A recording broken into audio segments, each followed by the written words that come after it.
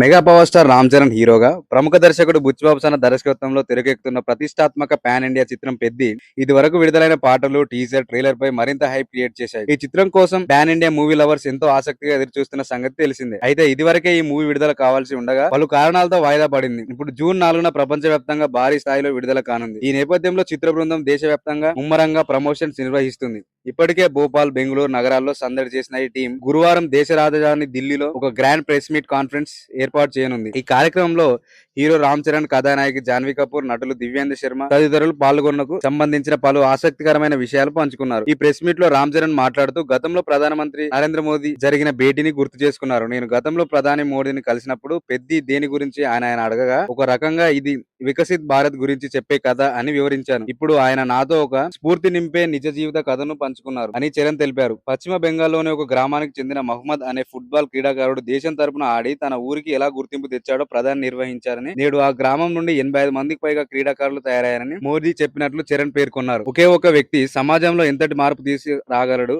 అనేది ఈ కథ నిదర్శనమని, పెద్దిలో తన పాత్ర కూడా సరిగ్గా అలాంటి స్ఫూర్తితోనే సాగుతుందని ఆయన వెల్లడించారు. అదే సమయంలో మీ డాన్స్ గురించి అడగ్గా నిర్మాత మంచి పారితోషికం ఇచ్చారు అంటూ చరణ్ నవ్వులు ఊహించారు. చరణ్ చాలా కూల్, బోమన్ ఇరానీతో నటించడం నా కల.